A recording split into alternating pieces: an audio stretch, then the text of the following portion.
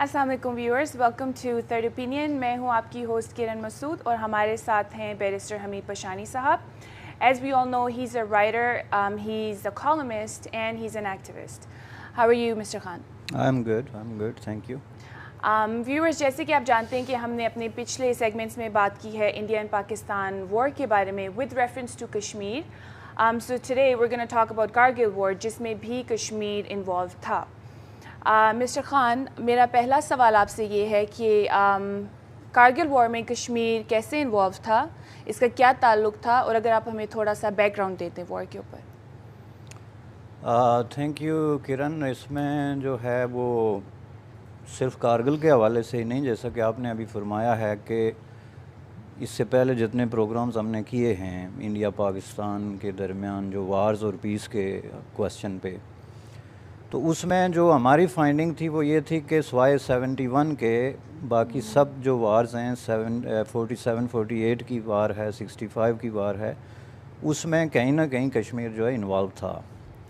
बल्कि मैंने जो 71 की वार के हवाले से बांग्लादेश पे प्रोग्राम किया था, उसमें भी मैंने ये कहा था कि इसमें भी एक तरह से कश्मीर इन्वॉल्व हो गया था, चूँकि जब उन्होंने काउंटर अटैक की थी पाकिस्तान ने तो वो बारामूला पे हमला किया था, तो उस हवाले से फिर कश्मीर की इन्वॉल्वमेंट जो है आ गई थी। तो उसके बाद ये लोगों ने बहुत ज़्यादा इंसिस्ट किया कि जी आप अब कारगिल पे भी बात करें, चूँकि कारगिल का कश्मीर के साथ जो है वो बहुत बड़ा कनेक्शन बनता है। तो कारगिल मैं समझता हूँ कि आप यूँ समझ लें कि उसकी तो सारा ताल्लुक़ ही जो है वो कश्मीर के साथ बनता है, और उसमें बहुत सारी चीज़ें जब आप इसकी बैकग्राउंड में जाते हैं तो आप देखते हैं कि ये स्टार्ट होने की जो इसकी जिस तरह के आपने बैकग्राउंड की बात की है, तो कुछ लोग तो इसकी बैकग्राउंड जो है वो ले जाते हैं 1984 पे, कि जब सियाचिन के हवाले से इंडिया ने जो है वो सियाचिन पे कब्ज़ा कर लिया, तो उसके बाद पाकिस्तानी जो मिलिट्री थी उनका ये प्रोग्राम था कि हमने किसी न किसी तरीके से इसका बदला लेना है, इसको रिवर्स करना है या कुछ इस तरह जो है। लेकिन मैं ये समझता हूँ कि असल बात जो शुरू होती है वो जब वाजपेयी साहब जो हैं वो पाकिस्तान आए और उन्होंने पाकिस्तान इंडिया के दरमियान जो है वो पीस प्रोसेस स्टार्ट करने की कोशिश की, तो उसके पीछे ज़ाहिर है नवाज़ शरीफ साहब की जो है वो काफ़ी बड़ी कोशिशें थी।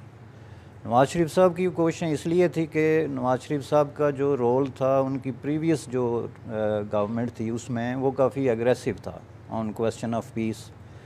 उनको एक तरीके से प्रो मुजाहिदीन भी समझा जाता था, कश्मीर में जो भी मिलिटेंसी थी उसका हामी भी समझा जाता था उनके प्रीवियस दौर में।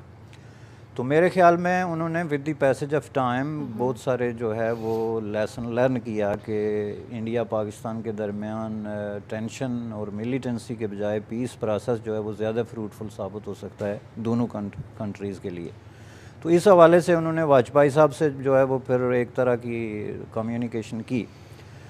उसी दौरान अब ये मज़े की बात ये है कि जो मिलिट्री जनरल थे वो ये वार प्लान कर रहे थे कि एक तरफ तो आपकी जो पॉलिटिकल लीडरशिप थी वो पीस प्रोसेस इनिशिएट कर रही थी, तो दूसरी तरफ जो मिलिट्री लीडरशिप थी वो जो है उन्होंने ये प्लान शुरू किया। अब ये ज़ाहिर है कि फरवरी की बात है 99 की, जब वाजपेयी और नवाज़ शरीफ साहब के दरमियान बस डिप्लोमेसी के हवाले से, लेकिन उससे पहले कहते हैं कि अक्टूबर में जो है वो जर्नल ये चीज़ ऑलरेडी प्लान कर चुके थे, बल्कि ये प्लान पहले से मौजूद था लेकिन इसको उन्होंने रीएक्टिवेट करने का प्रोग्राम बना लिया था।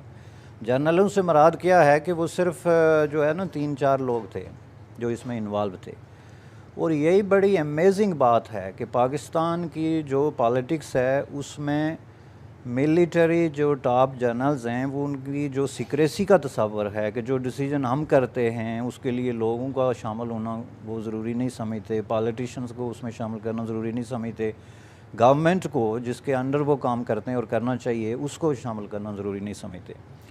तो इसलिए ये बहुत अमेजिंग बात है कि 3-4 बंदे जो हैं इवन मिलिट्री के अंदर ही, लेकिन 3-4 लोग जो हैं जिसमें वो कोर कमांडर्स को शामिल नहीं करते, उनकी ओपिनियन नहीं लेते, बल्कि जो डीआईजी उनके जो डायरेक्टर जनरल मिलिट्री है या डायरेक्टर जनरल इंटेलिजेंस है उन तक को भी खबर नहीं होती कि कोई इस तरह का प्लान जो है बन रहा है, जो कि बहुत ही अनयूजुअल किस्म की बात है पूरी दुनिया की मिलिट्री हिस्ट्री में कि कोई मिलिट्री एक मिलिट्री ऑपरेशन जो है इनिशिएट कर रही हो लेकिन उसकी जो इंटेलिजेंस एजेंसीज़ हैं, मिलिट्री इंटेलिजेंस एजेंसीज़, उनको ख़बर तक ना हो। बाज़ लोग तो ये भी कहते हैं कि इवन ISI तक को जो है वो इसकी उन्होंने ख़बर नहीं होने दी कि हमको इस तरह की प्लानिंग जो है वो कर रहे हैं।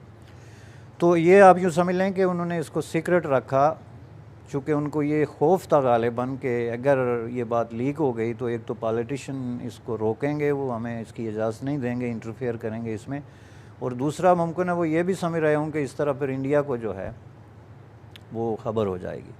अब इसमें मज़े की बात क्या थी कि ये हुआ कैसे, कि ये बिल्कुल आप यूँ समझ लें कि एक्शन रिप्ले था सियाचिन का, कि पहले जब सियाचिन पे जो पीक थी उस पर पाकिस्तान जो है उसकी फ़ौजी होते थे समर में, और विंटर में वो नीचे आ जाते थे। और जब उस वक्त वो नीचे आए विंटर में 84 में, तो उस वक्त इंडिया के फ़ौजी जो हैं वो वहाँ जाके बंकरों में बैठ गए, चूँकि बंकर खाली पड़े थे। तो ये जब वापस इन्होंने जाके देखा तो वो तो ऑक्यूपाई हो चुके थे। बिल्कुल वही एक्शन रिप्ले था कि ये कारगिल पे जो चेक पोस्टें थी उस पे जो इंडियन मिलिट्री मैन थे वो वापस नीचे चले जाते थे इसमें विंटर में। तो इन्होंने कहा कि अब की बार ये जब नीचे जाएंगे तो हम जाके जो है उस पर बैठ जाएंगे। तो इसलिए इन्होंने इसको सीक्रेट रखा ताकि इंडिया की तरफ से उनको ख़बर ही ना हो कि हमने ये क्या कर लिया। तो फिर इन्होंने अपने जो सोल्जर्स थे, जो ऑफिसर्स थे, उनको भेजा और वो जाके बैठ गए। लेकिन इसमें जो सबसे इम्पॉर्टेंट तरीन चीज़ है, और जो क्वेश्चन आपने किया था कि कश्मीर से इसका क्या ताल्लुक़ है, ये ज़्यादा इम्पॉर्टेंट है। चूँकि ये सिर्फ 4 लोगों को पता था कि ये हमारे मिलिट्री मैन हैं, बाकी पूरी दुनिया को ये बताया गया कि ये कश्मीरी मुजाहिदीन है, जो मतलब फोकल पॉइंट है इस सारी डिस्कशन का, कि जी ये तो हमारे लोग हैं ही नहीं, ये तो कश्मीरी मुजाहिदीन है, हमें तो पता ही नहीं, हमारा उनके साथ कोई ताल्लुक़ ही नहीं है। ये थी पाकिस्तान मिलिट्री का वर्शन। और इसमें ना सिर्फ ये कि इन्होंने ये वर्शन पब्लिक को दिया, बल्कि ख़ुद अपनी गवर्नमेंट को, यानी उस वक्त जो प्राइम मिनिस्टर थे नवाज़ शरीफ, उनको भी उन्होंने ये कहा कि ये कश्मीरी मुजाहिदीन हैं और इनसे हमारा कोई ताल्लुक़ नहीं, बल्कि उन्होंने ये कहा कि हमारा जो रवायती तौर पे थोड़ी बहुत सपोर्टिंग रोल होता है अखलाकी तौर पे या वटएवर, वो हम उनको दे रहे हैं, बाकी ये सारा काम जो है वो उनका है। ये था इस सारे ड्रामे का जो है ना, जो ड्रामा उन्होंने स्टेज किया। और ड्रामा वो ये स्टेज करना चाहते थे कि इस तरीके से हम ये टेक ओवर करेंगे, और टेक ओवर करने के बाद जो मेन लिंक रोड है इंडिया और कश्मीर के दरमियान, हम उस पे जो है वो उसको ब्लॉक कर देंगे, और उसके बाद हम ये कहेंगे कि जी ये मुजाहिदीन ने तो कश्मीर पे जो है वो कब्ज़ा कर लिया, और फिर इस पे इंटरनेशनल जो है वो डिस्कशंस होंगी, और उसके हवाले से हमारी जो बारगेनिंग पोजीशन जो है वो बनेगी पीस प्रोसेस के हवाले से भी, और उसके साथ साथ कश्मीर इशू जो है वो इंटरनेशनली हाईलाइट होगा। लेकिन एक्चुअली सिचुएशन बिल्कुल उसके बरक्स हुई। उसके बरक्स इसलिए हुई कि ये जब आप वाक़यात को उसके डिटेल में जाते जाएं तो आपको हैरत होगी कि सबसे पहले तो इनकी कैलकुलेशंस जो हैं वो गलत साबित हुई। चूँकि जब ये लोग वहाँ पे चले गए तो इन्होंने जाके देखा तो उन्होंने कहा भी ये तो सारा इलाका खाली पड़ा है, तो इन्होंने बाकी पीछे से बैकअप मंगवाई, और इन्होंने अपनी ज़रूरत और अपने अंदाज़े से कहीं ज़्यादा इलाका जो है उस पर कब्ज़ा कर लिया। बहुत सारी पोस्ट जो हैं वो सैकड़ों की तादाद में, गालिबन 100 से ज़्यादा पोस्ट जो हैं उन पे कब्ज़ा करके बैठ गए। जब इंडिया को इस बात की खबर हुई तो इंडिया ने तो पहले तो उन्होंने भी ये समझा कि ये मुजाहिदीन हैं जिन्होंने कब्ज़ा किया हुआ है, लेकिन जब आस्ता आस्ता उन्होंने इसको इन्वेस्टिगेट करना शुरू किया तो उन पे ये इंकशाफ हुआ कि जनाब जो है ये तो मिलिट्री है और रेगुलर फोर्सेस हैं। और उसकी वजह ये थी कि इसके मल्टीपल रीज़न थी कि उनको कैसे पता चला। एक तो ये जो कम्युनिकेशन थी वहाँ पोस्टों से बैकअप की तरफ रेडियो वगैरह जो हो रहा था, वायरलेस से वो टेप हो रही थी, और दूसरा ये है कि ख़ुद मुशर्रफ साहब की अपनी कम्युनिकेशन अपने जर्नलों के साथ जो है वो जब चाइना के टूर पे थे तो वहाँ किसी होटल में उन्होंने वापस जो है वो फ़ोन किया GHQ में, और वो सारी कन्वर्सेशन जो है वो रिकॉर्ड हो गई, और वो कन्वर्सेशन जो है उसमें उन्होंने वाज़े तौर पे इसका उससे लगता था कि ये जो है रेगुलर मिलिट्री लोग हैं। तो इसके बाद फिर ज़ाहिर है इंडिया के लिए ये एक मसला बन गया मिलिट्री टू मिलिट्री, और उनको पता चल गया कि मुजाहिदीन का इसमें जो है ना वो कोई सिले से रोल ही नहीं है। फिर उन्होंने इसको बिल्कुल मिलिटरीली जो है डील करने का प्रोग्राम बनाया। उन्होंने अपनी फ़ौजें लाखों की तादाद में जो है वो भेज दी, अपने टैंक भेज दिए, तोपें भेज दी, ऊपर से एयर फोर्स वगैरह जो है उसको भेज दिया, और ये बाकायदा जो है ऑल आउट वार जिसको आप कहते हैं उसमें कन्वर्ट हो गई। और हैरत की बात यह है कि इन्होंने ये वार स्टार्ट होने से कुछ अर्सा पहले तक, यानी मई तक भी ये तस्लीम नहीं किया। नवाज़ शरीफ साहब को ये ब्रीफिंग्स देते रहे कि उधर कश्मीर में गड़बड़ है वगैरह वगैरह, लेकिन उनको ये उन्होंने नहीं बताया कि ये हमारा जो है हम इस हद तक जो है ना वो ट्रैप हो चुके हैं। तो जब ये बात सामने आई तो ज़ाहिर है पॉलिटिकल लीडरशिप के लिए ये बहुत बड़ी सेटबैक थी, चूँकि वाजपेयी साहब ने नवाज़ शरीफ साहब को फ़ोन करके कहा कि आप तो एक तरफ तो बस डिप्लोमेसी और अमन की बात कर रहे हैं और दूसरी तरफ आपने फ़ौजें भेज दी हैं जो है वो कारगिल में, और वो ये मानने के लिए ज़ाहिर तैयार नहीं थे कि प्राइम मिनिस्टर की अगर कंसेंट नहीं लेकिन उसकी नॉलेज में लाए बगैर मिलिट्री इतना बड़ा ऑपरेशन जो है वो कर सकती है। तो ज़ाहिर है कि उसके बाद फिर ये आप यूँ समझ लें कि काफ़ी अरसे बाद, एक बहुत लंबे जमूद के बाद इंडिया पाकिस्तान के दरमियान जो पीस नेगोशिएशन शुरू हुई थी वो बुरे तरीके से डिस्टर्ब हो गई, चूँकि ज़ाहिर है उसके बाद एक वार की सिचुएशन थी। और पीस तो अपनी जगह, अब इस वार को ही कंटेन करना और इसकी जो असरात हैं उससे बचने के लिए फिर जो है वो नवाज़ शरीफ साहब ने भाग दौड़ शुरू कर दी और अमेरिका को उसमें इन्वॉल्व किया, जिसके बाद क्लिंटन ने जो है इसमें मदाखलत की, उन्होंने वाजपेयी से बात की, इधर भी बात की, और किसी न किसी तरीके से उसमें मेन पॉइंट ये था कि इन्होंने कहा कि हमें जो है किसी तरीके से इस सिचुएशन से बाहर निकलने में मदद करें। तो फिर इन्होंने विड्रा किया और काफ़ी बड़े पैमाने पे जो है वो लोग इसमें मारे गए, जिसमें ज़्यादातर गरीब लोग थे, गलगित बल्तिस्तान से, नादरन एरियाज से, लो रैंकिंग जो उनके ऑफिसर्स थे या बिल्कुल ही सिपाही थे वो मारे गए। तो इस हवाले से एक बड़ी ये टेरिबल और शॉकिंग बात है कि किस तरह जनरल जो हैं, चूँकि वो ख़ुद वार में उनकी कोई इफ़ेक्ट होता नहीं, तो उन्होंने बग़ैर सोचे समझे किसी ठोस मनसूबाबंदी के बग़ैर अपने सिपाहियों को, छोटे ऑफिसर्स को जो है वो जंग की भाटी में झोंक दिया, जिसकी वजह से इतने बड़े पैमाने पे लोग मारे गए। और न सिर्फ लोग मारे गए बल्कि इसमें एक ज़बरदस्त तरीके से जो है वो पीस प्रोसेस जो है वो डैमेज हुआ। तो ये सिचुएशन है इसकी बैकग्राउंड की। मिस्टर खान, एक सवाल, जब आप जिक्र कर रहे थे अभी कि जब पाकिस्तान ने ये शुरू किया तो how long did it take for India to respond उस अटैक पे जब इन्होंने मुजाहिदीन बन के गए हुए थे ये मिलिट्री वाले? असल में बात यह है कि इसके लिए तो एग्जैक्ट डेटें जो हैं वो तो ख़ुद मेरे ख्याल में इन जर्नलों के इल्म में भी नहीं है, जैसा कि बहुत सारे जर्नलों ने बाद में जो बुक्स लिखी हैं, मसलन जनरल शाहिद अजीज़ ने बुक लिखी है, उसमें उन्होंने जो वर्शन दिया वो टोटली डिफरेंट है ख़ुद जनरल मुशर्रफ के वर्शन से। और उसकी वजह ये थी कि इसके पीछे मैंने जैसे कि अर्ज़ किया कि सिक्रेसी का एक बहुत बड़ा जो है ना वो फैक्टर था। जब 4 लोगों के नॉलेज के बाहर कुछ है ही नहीं, ख़ुद कोर कमांडर्स तक को नहीं पता कि यहाँ क्या हो रहा है, तो किसी को इन डेट्स के वाक़यात की एग्जैक्ट जो है वो बताने में गलती हो सकती है। लेकिन असल चीज़ ये है कि जो अप्रॉक्सीमेटली जिस पे ज़्यादा लोग मुतफिक हैं वो ये है कि इन्होंने जनवरी-फरवरी में इन्फिल्ट्रेट करना शुरू किया। अच्छा।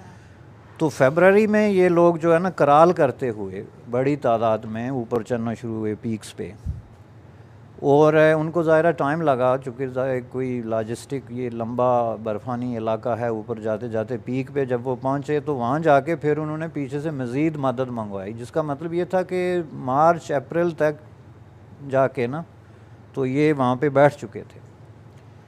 लेकिन उस वक्त तक इंडिया को पता नहीं चला था। ये कहते हैं कि इंडिया को जाके मई के आखिर में या दरमियान में कहीं जो है ना वो पता चलना शुरू हुआ, वो भी इस तरह के जब मौसम थोड़ा साफ़ हुआ तो वहाँ पे जो है ना हमारे वो बकरियाँ और भेड़ें चरवाने वाले लोग वो घूमते फिरते हैं, तो उन्होंने कोई निशानात देखे कुछ इस तरह, तो उन्होंने बताया उनको कि ऐसे यहाँ पे कुछ लोग हैं। तो उसके बाद जाके इंडिया को ख़बर हुई। तो इसका मतलब ये है कि 3-4 महीने तक उनको ये पता ही नहीं था कि ऐसा कुछ हो गया है, और जब उनको पता चला तो गालिबन ये मई का जो है ना आखिरी अशरा जो है ना वो शुरू हो चुका था। Thank you, Mr. Khan. Viewers, we're going to take a short break here and we'll see you guys soon. Welcome back viewers. हमारे साथ हैं barrister Hamid Pashani sahab and we were talking about Kargil war. Mister Khan, अभी आपने बताया कि इसका बैकग्राउंड दिया हमें कारगिल वॉर का। एक बात की अगर आप वजाहत कर दें, आई एम श्योर हमारी ऑडियंसेस भी जानना चाहेंगे कि पाकिस्तान ने जो मिलिट्री को भेजा था मुजाहिदीन के नाम पे, उसका कश्मीर इशू पे क्या असर पड़ा था?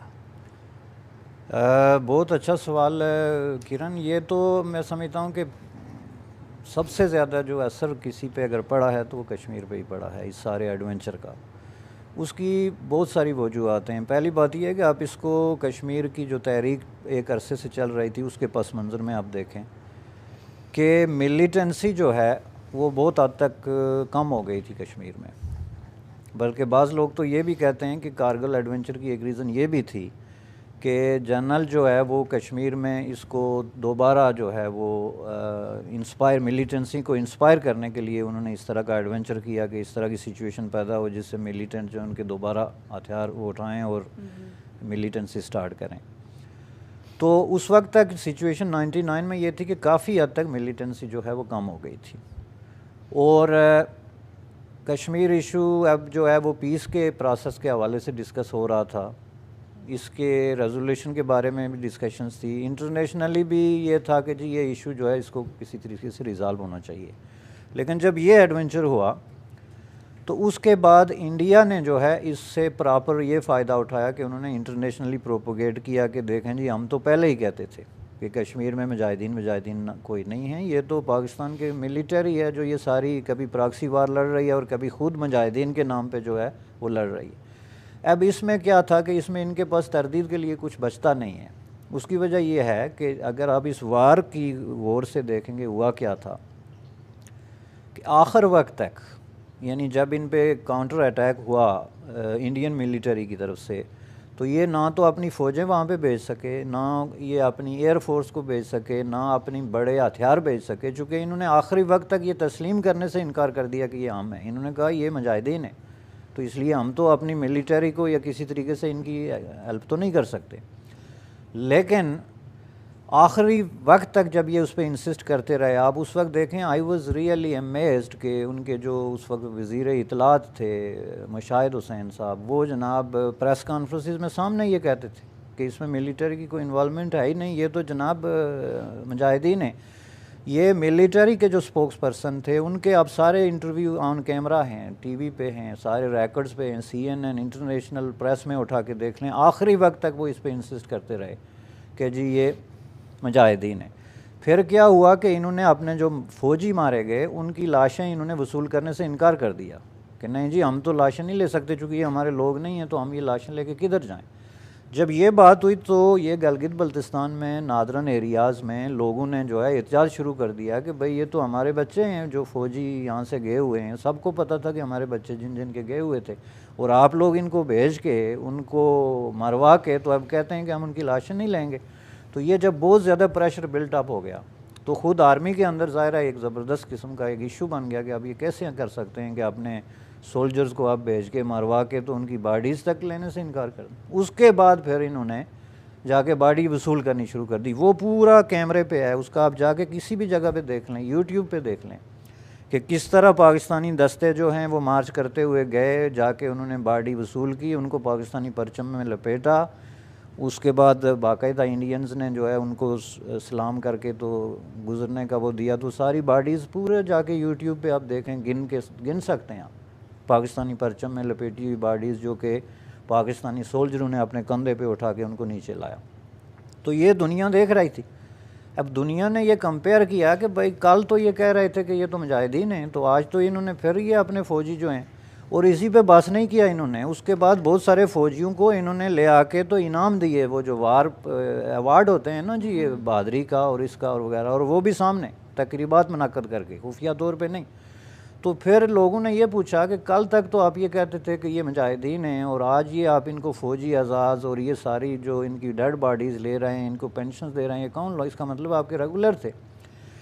इस चीज़ को फिर इंडिया ने, आप अगर उस वक्त इंटरनेशनल प्रेस मॉनिटर करके देखें, वाशिंगटन पोस्ट टाइप और इस तरह के बड़े बड़े अखबारात में, ब्रिटिश अखबारात ने इंडिया ने इश्तिहार दिए बाकायदा कि जी ये हम लोग जो हैं वो टेररिज्म का शिकार हैं और ये पाकिस्तान की रेगुलर आर्मी जो है इसने मुजाहिदीन के नाम पे ये काम किया।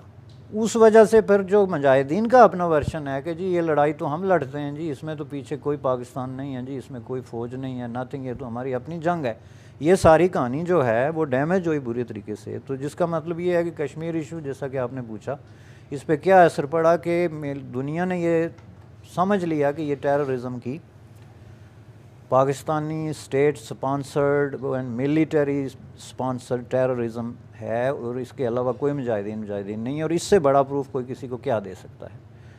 और मज़े की बात यह है कि जो मुजाहिदीन पाकिस्तानी मिलिटरी के इन्फ्लुएंस में हैं और उनके इन्फ्लुएंस में लड़ते रहे, उनकी प्रॉक्सी वार में भी उन्होंने जो है वो हिस्सा लिया। ये जितनी मिलिटेंसी 20 सालों में कश्मीर में हुई है उसमें बहुत सारे मिलिटेंट्स ज़ाहिर ऐसे थे जो कि पाकिस्तानी ISI ने ट्रेंड करके फाइनेंस करके तो उनको इंटर किया था कश्मीर में। उन्होंने एक लफ्ज़ तक नहीं कहा। मेरे ख्याल में वो इस इंतज़ार में थे कि अगर ये जीत जाते हैं तो फिर हम शेरवानियाँ पहन के सामने आएंगे कि जनाब हमने तो ये बहुत बड़ा मार्का मार लिया और हम फाते कश्मीर हैं। लेकिन ये है कि चूँकि ऐसा हो नहीं सका इसलिए वो बिल्कुल अंडरग्राउंड हो गए और आज तक उन्होंने इस पर कोई बयान नहीं दिया कि ये आप लोगों ने हमारा नाम जो है वो कारगिल के जाके किस तरह जो है वो बदनाम किया। तो ये इसका एक पहलू था। दूसरा पहलू इसका ये था कि इंटरनेशनल कम्युनिटी ने इस पे बहुत बुरे तरीके से पाकिस्तान जो है उसको कंडेम किया कि जी ये जो है आप बारगेनिंग जो कश्मीर के हवाले से करना चाहते हैं या इस तरह की जो इंडिया के साथ कि जी आप उनको ये रायत दे दें, ये दे दें, उन्होंने टोटली रिफ्यूज़ कर दिया। जिस तरह की क्लिंटन के साथ इन्होंने अटैम्प्ट भी की कि किसी तरीके से कश्मीर इशू को जो है इस पर कर दिया जाए। तो ये इस तरह मैं समझता हूँ कि कश्मीरियों की जो एक गुड विल थी इंटरनेशनल कम्युनिटी में कि उन्होंने कोई जेन्युइन वार जो है स्ट्रगल की है अगेंस्ट इंडियन फोर्सेस, अगर उसकी कोई क्रेडिबिलिटी थी भी तो उसको ख़ुद मिलिटरी ने डैमेज किया। और ये जब नवाज़ शरीफ साहब मुज़फ़्फ़राबाद गए थे बाद में as a political leader not as a prime minister, तो वहाँ पे उन्होंने मुज़फ़्फ़राबाद जो कैपिटल है आज़ाद कश्मीर का उसमें तकरीर करते हुए ने कहा था कि कश्मीर काज को जितना पाकिस्तान मिलिटरी ने डैमेज किया है इतना इंडियन मिलिटरी ने नहीं किया। तो इस पे जो है बहुत शोर पड़ा था पाकिस्तान में कि जी ये देखें नेशनल लेवल के लीडर हैं, उस वक्त ये प्राइम मिनिस्टर नहीं थे, तो ये कहते हैं कि हमारी अपनी फ़ौज ने इसको डैमेज किया। लेकिन उन्होंने बिल्कुल अपने तजर्बे की रोशनी में और ख़ुद अपना आंखों देखा हाल इंटरनेशनली जो है वो बयान किया था, चूँकि उस वक्त वो प्राइम मिनिस्टर थे जब ये एडवेंचर हुआ था। तो उन्होंने ख़ुद देखा कि इस एडवेंचर की वजह से कश्मीर काज जो है ये बहुत बुरे तरीके से डैमेज हुआ है। और ये मिलिटरी इससे ज़्यादा कोई, इसको आप एक सुसाइडल अटैक कह सकते हैं ऑन कश्मीर इशू जो उन्होंने किया। और उसके बाद इन्होंने कहा जी अब नवाज़ शरीफ साहब का फ्यूचर पाकिस्तान की पॉलिटिक्स में ख़त्म हो गया, चूँकि अब कभी मिलिटरी उसको वापस नहीं आने देगी। लेकिन ऐसा नहीं हुआ, चूँकि फिर नवाज़ शरीफ साहब अब देखें अब प्राइम मिनिस्टर बन गए और अब उनका मैंडेट ये था कि मैंने पीस प्रोसेस इनिशिएट करना है दोबारा और 99 की पोजीशन से करना है जब वाजपेयी साहब के साथ उन्होंने बस डिप्लोमेसी शुरू की थी। तो इसका मतलब दूसरे अल्फाज में यह है कि पाकिस्तान के जो अवाम हैं, आम आदमी है, वो कोई वार मोंगर नहीं है, वो इंडिया के साथ पीस चाहते हैं। और इसीलिए उन्होंने इसी मैंडेट ही नवाज़ शरीफ को, इसका सबसे बड़ा नारा ये था उसका, जो 3-4 पॉइंट थे उनके, उनमें से एक ये था कि हमने इंडिया के साथ पीस जो है रीनेगोशिएट करना है, 99 की पोजीशन पे वापस जो है रिलेशनशिप जो है उसको लेके जाना है। वो मुंतखब होके आ गए और जो ही वो मुंतखब होके आए, मज़े की बात ये है तो आप देख लें कि उनकी ये एज ए प्राइम मिनिस्टर अभी प्राइम मिनिस्टर हाउस में उन्होंने कदम रखा था कि कश्मीर के बॉर्डर्स पे फिर जो है वो सिचुएशन शुरू हो गई, इधर से शेलिंग शुरू हो गई, उधर से शेलिंग शुरू हो गई, एक दूसरे के वो है वो फ़ौजी अगवा होके मार के फेंकने शुरू कर दिए।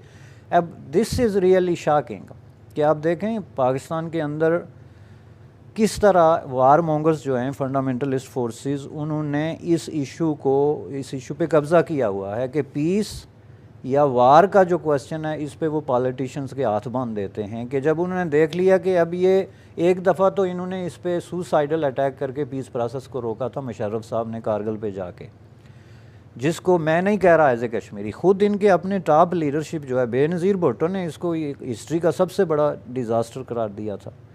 खुद नवाज शरीफ साहब तो खैर इसके विक्टिम थे, इसकी वजह से इनकी हुकूमत गई, वो तो कुछ भी कह सकते थे, लेकिन इट वाज ट्रेजिक जो इन्होंने एडवेंचर उस वक्त किया पीस प्रोसेस को डीरेल करने के लिए, कारगिल एडवेंचर करके। और फिर दोबारा जब ये नवाज शरीफ साहब आए तो ज़ाहिर है मिलिट्री में जो वार मोंगर्स हैं या प्रो मुजाहिदीन हैं या फंडामेंटलिस्ट फोर्सेस हैं, उन्होंने देखा कि भाई ये तो फिर वही शुरू कर दिया इन्होंने, तो इन्होंने अचानक टेंशन इस हद तक बढ़ा दी। अच्छी खासी जो है ना सरहदों पे एक तरह की खामोशी थी। अब वहाँ पे रोज़ लोग मरते हैं, रोज़ लाशें गिरती हैं और दोनों तरफ से बयानात, और वो बयानात क्या हैं ये हमें सोचना चाहिए कि किस तरह जो राय आमा है, मेंबर ऑफ़ दी जो जनरल पब्लिक है, उसको किस तरह मिसगाइड करने के तरीके कि जी अब ठीक है जी हमारे सिपाही मारे गए सरहद पे, ये एक जज्बाती बात है, तो लोगों की हमदर्दी आपसे बनती है, फिर उसकी आड़ में आप फिर ऐसे बयानात देते हैं। मैं मॉनिटर कर रहा था पाकिस्तानी अखबारात को, ये खुसूसन आज़ाद कश्मीरी जो मिनिस्टर्स हैं उनके बयानात देखें, उनके मज़ामीन देखें, जी हम हिंदुस्तान को 1965 की तरह सबक सिखाएंगे। अरे भाई साहब कौन सा सबक आपने सिखाया था? 21वीं सदी में आप रहते हैं, आप क्यों अपनी नस्लों के साथ झूठ बोलते हैं? उनको क्यों आप जो है वो मिसगाइड करते हैं, उनको हक़ाइक़ से दूर क्यों कर रहे हैं? हक़ाइक़ का सबको पता है। 65 में आपका जो ऑपरेशन जिब्राल्टर था वो हिस्ट्री का सबसे बड़ा ब्लंडर था, जिसको खुद आपके पॉलिटिशियन जो है वो कह रहे हैं। कारगिल वार कहते हैं जी हमने जीती थी, इस पर भी बाज़ लोगों का ख्याल ये मिनिस्टर्स जो हैं लोगों को बताते हैं कि हम जीते थे। जी भाई इतनी लाशें आपने उठाई, और आपकी जो लीडरशिप है, आपके खुद जनरल जो हैं, अब ये ISI के जो उस वक्त चीफ थे जनरल शाहिद अजीज़, इनकी किताब उठा के देखें, बाकी जनरलों की उठा के देख लें, उन्होंने कहा जी इससे बड़ा ब्लंडर तो कैरी कोई नहीं सकता। और उस ब्लंडर को आप लोग जो है वो अपनी फतह करार देते हैं और फिर उसकी बुनियाद पे लोगों को बताते हैं कि देखें जी ये सरहदों पे अगर हिंदुस्तान बाज ना आया तो हमें इसे फिर सबक सिखाएं। यानी ये एक ऐसी चीज़ है जिस पे मैं समझता हूँ कि अवाम को अब खामोश नहीं रहना चाहिए और उनको देखना चाहिए कि ये हमारे जो पॉलिटिशियंस हैं ये क्या बेच रहे हैं, किस तरह ये मसनूई किस्म की टेंशन क्रिएट करके सरहदों पे फिर उसको बुनियाद बना के बयानात देते हैं, चूँकि एक जस्टिफिकेशन बनती है। अभी ये जब हम ये इस पे बात कर रहे हैं, इन्हीं दिनों वहाँ पे यूम दफ़ा पाकिस्तान बन रहा है, तो वही 1965 के उसमें, तो उसकी वजह से फिर आप सारे अखबारात उठा के देख लें, मज़ामीन पे मज़ामीन जो है ना उनका एक अंबार है कि जी हम हिंदुस्तान को ये कर देंगे। दूसरी तरफ से उनके प्राइम मिनिस्टर साहब हैं, उनकी सबसे बड़ी ख्वाहिश ये है कि हिंदुस्तान हमारे साथ टेबल पे बैठे ताकि हम मुख्तलिफ इशूज़ पे बात करें। और ये एक तरफ इनका ये एक सेक्शन है प्रेस में, मिलिट्री में फंडामेंटलिस्ट फोर्सेस हैं, डे पे डे बना रहे हैं जी यूम फ़तह, यूम दफ़ा और यूम पता नहीं क्या क्या। और इस तरीके से जो है मैं समझता हूँ कि इज़ वेरी अनफॉर्चुनेट कि बर सग़ीर के अंदर एक इतनी बड़ी सेक्शन जो है सोसाइटी की वो फुल टाइम पीस के ख़िलाफ़ जो है वो एक्टिव है, और उसकी वजह से हमारी नस्लें जो हैं, ये अभी प्राइम मिनिस्टर नवाज़ शरीफ ने जो कहा कि ये हम पैसे जो असला पे और ये फ़ौजियों पे खर्च कर रहे हैं, यही हमें गुर्बत से निपटने के लिए करना चाहिए। मैं समझता हूँ कि काफ़ी सेंसिबल अप्रोच है। दुनिया के टोटल जो गरीब हैं उनका कितना परसेंट, 1/3 से ज़्यादा जो है इंडिया और पाकिस्तान में आबाद है। और सिर्फ गुर्बत ही नहीं, गुर्बत की भी अपनी शक्लें होती हैं ना, उसकी कई शक्लें। हम यहाँ बैठे हुए हैं पहली दुनिया में, तरक्की याफ्ता दुनिया में, यहाँ भी गुर्बत है। हम ये नहीं कह सकते कि ये गुर्बत से पाक सोसाइटी है, यहाँ भी लोग गरीब हैं, लेकिन इतने गरीब भी नहीं हैं कि उनकी इज़्ज़त नफ्स तक भी दाव पे लगे। आपकी औरतें जो हैं वो 100 के टोले में एक पानी के नलके के गिर्द पूरा दिन खड़ी रहती हैं कि उनको पानी पिएंगे। आपके बच्चे जो हैं उनको टॉयलेट में असर नहीं है और वो एक लाइन में जो है वो खड़े। यानी गुर्बत में और ज़िल्लत में इंडिया और पाकिस्तान में गरीब आदमी जो है वो गुर्बत तो गुर्बत है, जिस ज़िल्लत का वो शिकार है वो नाकाबिले बर्दाश्त होनी चाहिए किसी भी इंसान के लिए। आपके पास नहाने के लिए वाशरूम्स नहीं हैं, आपके पास टॉयलेट्स नहीं हैं, आपके पास जो है वो अपनी प्राइवेसी छुपाने के लिए लाखों की तादाद में जो लोग पड़े हुए हैं झोंपड़ियों में और कैंपों में, उनके पास प्राइवेसी नहीं है। आपके बच्चे जो हैं वो स्टंट हो रहे हैं बिकॉज़ ऑफ फूड जो है वो न्यूट्रिशन की कमी की वजह से। आपके बच्चों के कद जो हैं वो बनने के बजाय, देखें अभी मैं लास्ट वीक एक रिपोर्ट पढ़ रहा था कि यूरोप में एवरेज एक साल में, लास्ट 1 ईयर में, 100 साल में एवरेज जो है 8 से 9 सेंटीमीटर तक लोगों का कद बढ़ा है। यानी जो गोरा जो है वो 5 फुट होता था 100 साल पहले, अब वो 6 फुट होता है। उसकी वजह क्या है कि उनका मेडिकल, उनकी न्यूट्रिशन, खुराक, मेयार ज़िंदगी बुलंद हुआ। पाकिस्तान में बच्चों का एवरेज जो कद है वो पिछली नस्ल से कम हो रहा है। ख़ुद हमारा कश्मीर में देख लें, पाकिस्तान का मुझे नहीं पता, लेकिन कश्मीर में देख लें, हमारे वालदेन, पेरेंट्स जो हैं, फोर फादर्स, उनके कद हमसे ज़्यादा थे। तो हमारे बच्चे स्टंट क्यों हो रहे हैं? Food deficiency. हमारे पैसे किस पे? बड़कबाजी पे। ये मिनिस्टरों के जो है वो पूरी फ़ौजें चल रही हैं, पूरा दिन उनका काम क्या है जी? हिंदुस्तान को सबक सिखा देंगे, फलां कर देंगे। अननेसेसरी इमेजिनरी किस्म की, आर्टिफिशियल किस्म के जो है बयानात, और जो रियल आपके प्रॉब्लम हैं उसकी तरफ आप देखते ही नहीं। बिल्कुल सही कह रहे हैं आप mister Khan. Thank you so much. Viewers, will take a short break here and we'll be back shortly. Welcome back viewers. Thank you Mr. Khan, आपने जो हमें बैकग्राउंड दिया और हमने काफ़ी बातचीत की कारगिल वॉर पे। अब मेरा आपसे आखिरी सवाल ये होगा कि जो पीस प्रोसेस था, डिस्टर्ब होना था, वो हो गया। इंडिया और पाकिस्तान के ताल्लुकात मज़ीद ख़राब हो गए। अब इसका कोई हल है क्या? इस मसले का कोई सलूशन निकल सकता है अभी? देखें जी, ये तो एक तो मसला जो पीस प्रोसेस का है ना इंडिया पाकिस्तान के दरमियान, और ज़ाहिर है जो बात हम कारगिल के रेफरेंस में कर रहे थे, तो समझने की बात यह है कि कारगिल आखिर क्या था। अगर कोई आपसे पूछे कि कारगिल क्या था इन नेट शेल, इसको अगर आप एक सेंटेंस में बयान करें, तो उसको आप ये जवाब दे सकते हैं कि ये मिलिटरी एडवेंचर, और एक ऐसा मिलिटरी एडवेंचर जो without consent from the government of Pakistan, without consent from the people of Pakistan, and without consent of any other authority।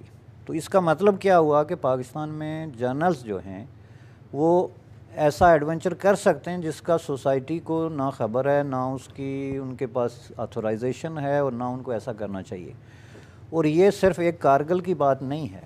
अगर आप पीछे जाते जाएं, ये जितनी वार्स हुई हैं, ये जितने सिलसिले हुए हैं, इसमें पाकिस्तान की जो मेंबर ऑफ़ जनरल पब्लिक है, पाकिस्तान की पार्लियामेंट है, पाकिस्तान की जो कॉन्स्टिट्यूशनल अथॉरिटीज़ हैं, पाकिस्तान की सिविल सोसाइटी है, पाकिस्तान का मीडिया है, उनको कोई कभी खबर नहीं दी गई, ना कभी उनको कंसल्ट किया गया, ना उनसे कभी ये मैंडेट लिया गया कि भाई हम कोई इस तरह के डिसीजन कर सकते हैं या नहीं। दुनिया की तारीख़ में ये तभी होता है कि जब जनरल्स जो हैं वो अपने आप को सुपर मैसी और अपने आप को जो है वो आखिरी अथॉरिटी समझते हैं, इक़्तिदार पे काबिज़ हो जाते हैं और फिर अपने डिसीजन करते हैं। फिर भी वो कम अज़ कम अपने लोगों को, फ़ौजियों को, कोर कमांडर्स को, कुछ इन लोगों से मशवरे करके फिर जो एक्सटर्नल एडवेंचर है उसमें जाते हैं।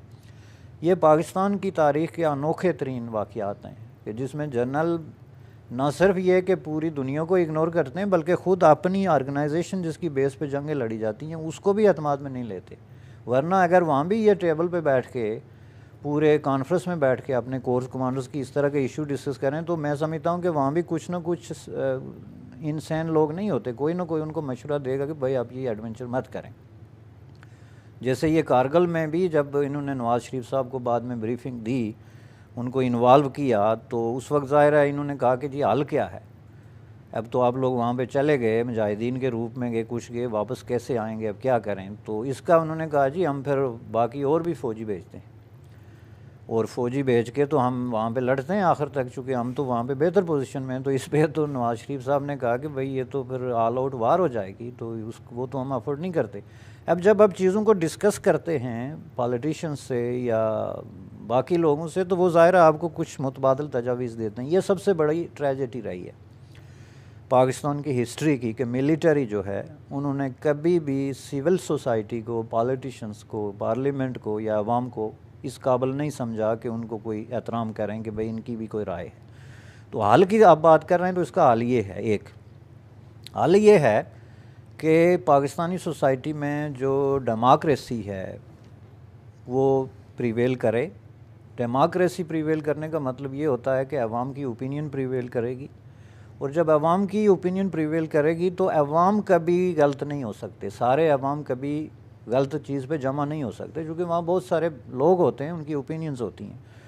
तो उसमें क्या अवाम ये नहीं समझते कि हमारा मसला जो है वो कश्मीर नहीं, पाकिस्तान के अवाम की बात कर रहा हूँ, आज़ाद कश्मीर या कश्मीर के लोगों का मसला कश्मीर है सबसे बड़ा मसला, चूँकि ये उनका अपना हमारा अपना मसला है।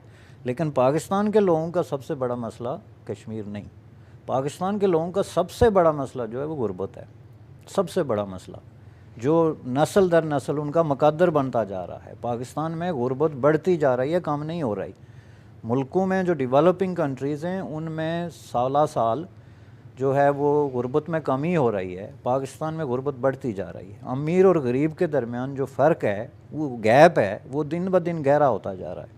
दौलत जो है वो चंद हाथों में सिमटती जा रही है, और लाखों और करोड़ों की तादाद में ऐसे बच्चे हैं जिनको एजुकेशन तक रसाई नहीं, जिनको पीने के साफ़ पानी तक रसाई नहीं, जिनको ज़िंदा रहने की जो बुनियादी सहूलियात होती हैं उनसे महरूम है।